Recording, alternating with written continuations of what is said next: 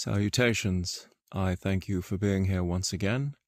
I apologize for my long absence.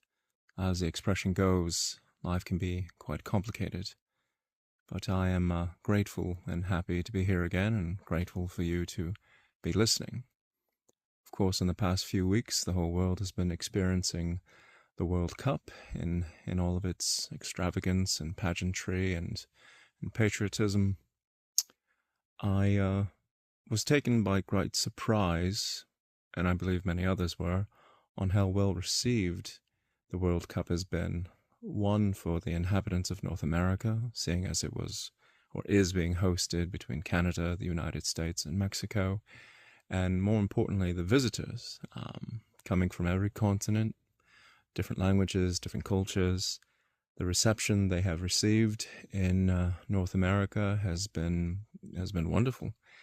There are thousands, if you include all languages, perhaps even a few million, of their experience in North America, and in particular the United States, seeing as they have hosted the majority of the games. They love it there. The hospitality, the food, the safety, the cleanliness of the cities to the small towns, how friendly and helpful all locals are to the visiting groups. You've probably seen a great amount yourself. It's quite endearing. I think it speaks highly of the openness of the majority of Anglophile nations, places like Australia, Canada, the US, and many others.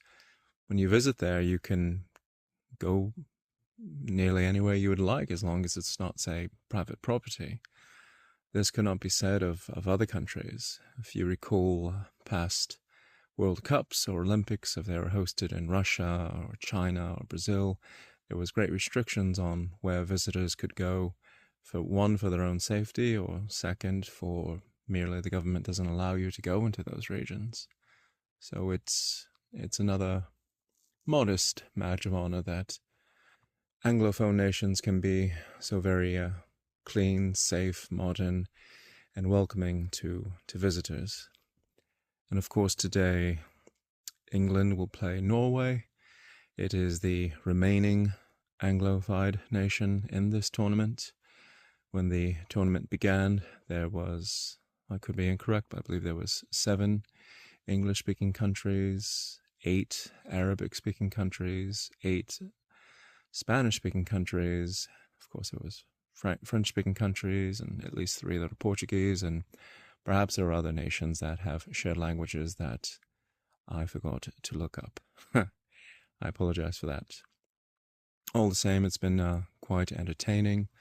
The game will begin at 10 o'clock local time in England and 5 o'clock local time in Miami, where the game will be today between Norway and England. And given to Florida weather, and it is an open-air stadium, it will be more than likely very hot, very humid, which will just be an added obstacle for both participating teams. I would also like to say that the World Cup allows nations to exhibit pure patriotism in every sense of the way, and especially for the nations of Europe, who are, for some reason, unfortunately, very shy about demonstrating patriotism, or it's looked down upon in general. This is something that is complicated for, say, the very extreme left.